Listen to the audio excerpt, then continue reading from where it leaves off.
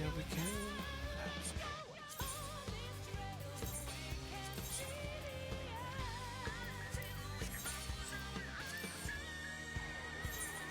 Alright. Sun is rising.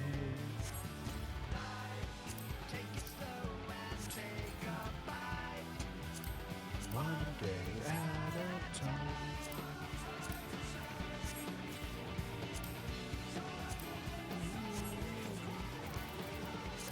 Sweet.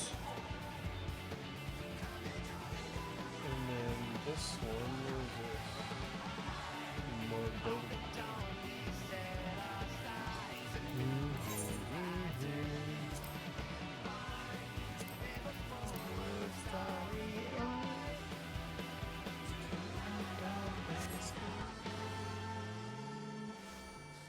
Sweet.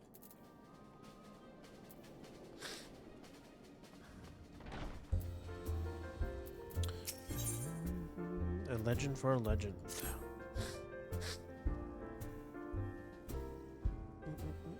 How good it is to see you again, Plum. Little have I had to wander in search of inspiration these past moons. For the very air resounds with word of your valorous deeds. Are the rumors true? The primals of Eorzea are resurrected in ever more ferocious forms, only to meet a swift end at your hand? I knew it. But tell me, in your forays among the beast tribes, did you ever come across a nightmare? Steeds of darkness, gifted to the beast tribes by the servants of evil as mounts for their unholy armies? Or so the rumors have it, for neither sable hide nor inky hair have I seen firsthand. I believe you have not only seen these fell beasts, but tamed them. Even the fabled magic steeds consecrated by the primals themselves. I can scarce believe it possible. Yet if any man is capable of the feat, it is you. I thought the animals were merely the stuff of legend, creatures of manifest darkness, sacrificed to the beast tribe's unholy gods, emerging from the void recast in their elemental image. To think that not only do these eldritch beings exist, but I know the very man to whom they answer. Yes, I see it now. You are the one, Plum, the one of whom the oracle spoke of all those years ago. I wish for you to have this whistle. I collected it during my wanderings in the east, a gift from an ancient hermit who lived a life of seclusion atop a holy mountain. At the time, I thought it a poor reward for climbing to the top of that god-forsaken peak. But as I turned to go, the hermit spake unto me thus: The gift I give you is no mundane instrument. Only a matchless hero may sound its clarion call and summon the ageless one, a legend to call a legend forth. Colt that I was, I thought him senile, a broken man with a broken whistle, and yet there was something in the passion of his voice, the glint in his eyes, that told me he was speaking true. Though my lips have never mustered a single peep from the thing, I have kept it at my side ever since. But now I gladly part with it, for who could the hermit have been speaking of but you, Plum? A matchless hero who has defended the realm time and time again from the primal menace. A living legend who can call forth legendary beasts at will. Surely he must have foreseen our fateful meeting. Full faith have I that your heroic lips will succeed where my merely musical ones failed. What an honor it shall be to bear witness to the first encounter between the greatest hero of our time and a mythical creature like the like of which the world has never seen. What a song I shall make of it. But a sublime song calls for a sublime setting, and I can think of none better than the crystal cliffs of Rathfrost, overlooking Silvertear Lake. Forgive me for wishing to add a touch of theater to an already auspicious event, but if you would indulge me this once, I would be eternally grateful. I shall follow you to Rathfrost and keep out of sight until such time as you blow the fife, and summon the but my heart races just to think of it. To Rathfrost, Plum, your legend awaits.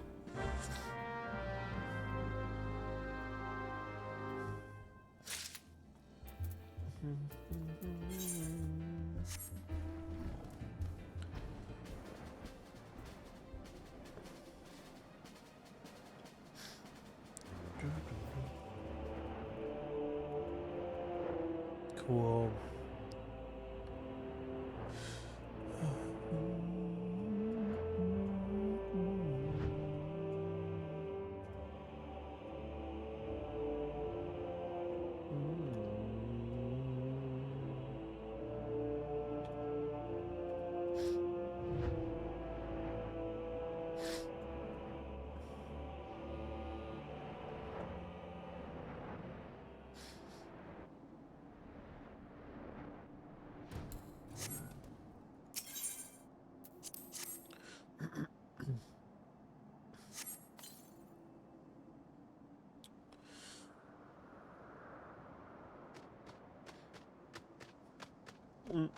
Nice.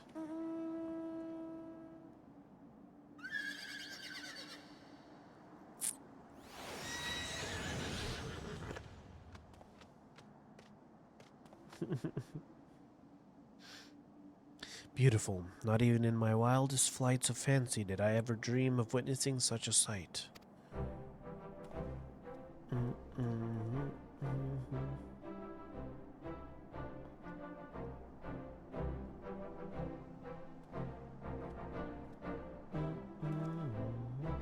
If I am not mistaken, this is the immortal Kirin of Eastern legend. Thank you, Plum, for allowing me this chance to see one with my own eyes. I shall treasure this memory for always. That the Kirin has responded to your summons can only mean one thing. It ascends to your command.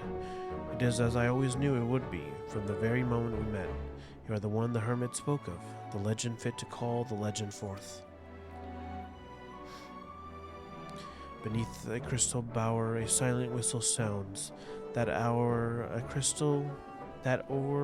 crystal tower around the worlds resounds. So from its clouded kingdom a golden steed descends, to bend its knee to a hero brave, and for its strength to lend. I am positively overflowing with newfound inspiration, and it is all thanks to you, Plum. I shall call this song the Ballad of the Myth Rider. It shall be my finest creation yet. I have but one request, Plum. As you ride out into the wide world atop your legendary steed, do not forget to return to me once in a while and recount your adventures. People the realm over may shout your praises, but who among them can set them to verse as well as I?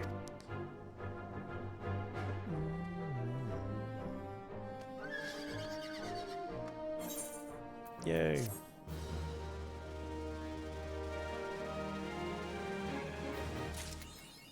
Sweet.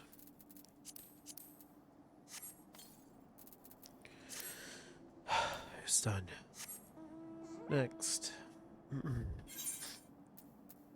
is Heaven's Ward Trials. Luminous Blue, Singularity Reactor. Ooh.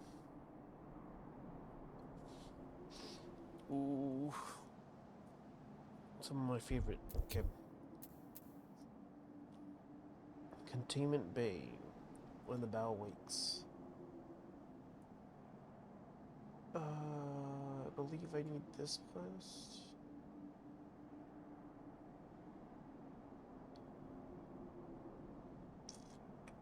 Yeah.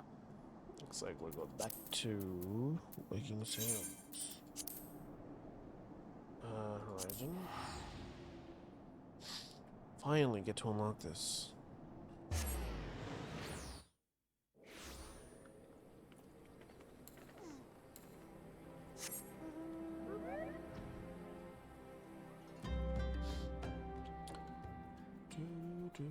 Give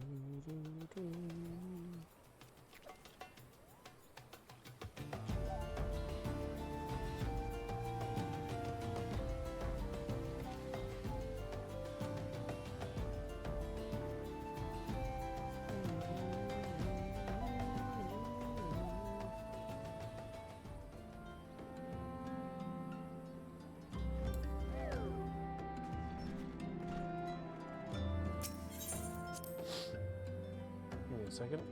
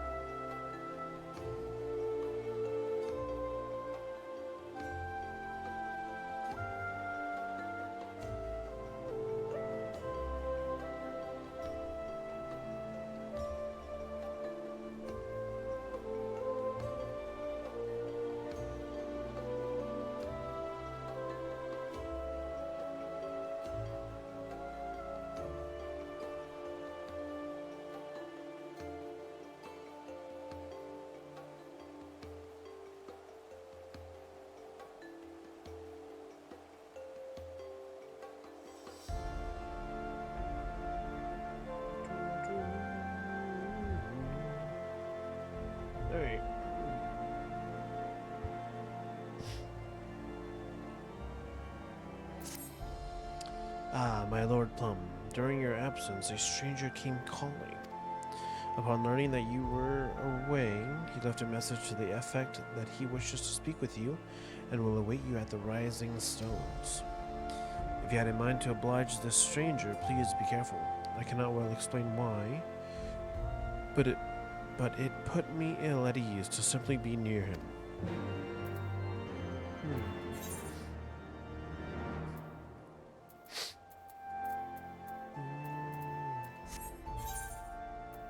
Oh, it's in Mordona. Sweet.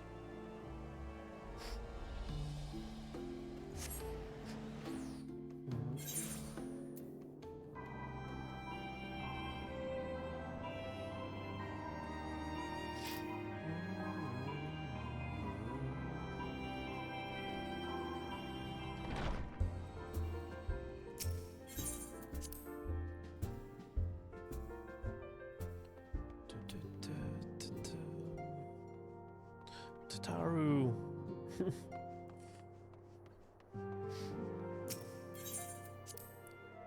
We're almost there to the next part of the MSQ. Super excited for that.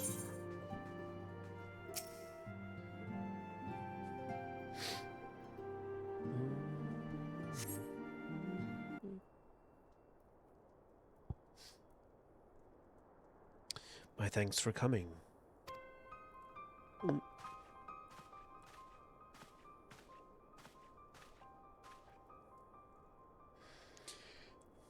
Unukalhai is my name, and I serve a friend. I sought you out that I might alert you to the rising threat of the beings known as icons. You are aware of the threat, you say? Ah, but I speak not of the primals, with which you are exceedingly well acquainted. It may interest you to know that the term icon, and the beings to which it refers, precede the Garlean Empire by eras. You see, it is the name by which the Alligans called godlike beings, the dark divinity Odin among them, and the Garleans, who seek to emulate the glory of ancient Allag, have simply availed themselves of it. Pray permit me to continue the tale.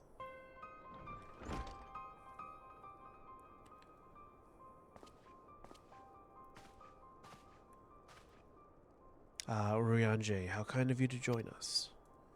As the Warrior of Light's comrade, my participation is but to be expected. After all, the matter doth pertain to the very fate of this star. The icons of Eld, in the distant past, these mighty beings did offer fierce resistance to the Allagan Empire. However, they eventually fell to the men of Allag, who devised the means by which to capture them. And it did not end with capture, as you well know, for the Allagans also learned how to harness the icons' power. They refined this knowledge at the Aetherochemical Research Facility on Azazla, and within the centrifugal crystal engine they sealed 3 of the beings, the Warring Triad. 'Twas first and foremost to acquire the infinite power of the Warring Triad that the Archbishop did seek Azazla. But in the wake of his defeat, the bindings which confined the icons were severely damaged. Doubt not but that they will fail completely ere long.